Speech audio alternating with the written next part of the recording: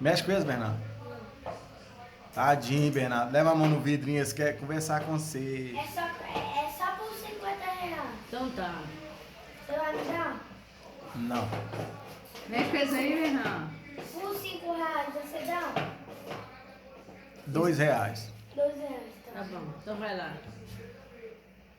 Não você tá tampando na frente dos bichinhos. Vira pra cá, dá um sorriso. Você tá igual o Aquaman, ô Bernardo, mexendo com os peixes, juntando tudo no você? Que trem, gente. Esse é aquário. Que beleza, né, só? Acabei de limpar o aquário, desembacei o vidro.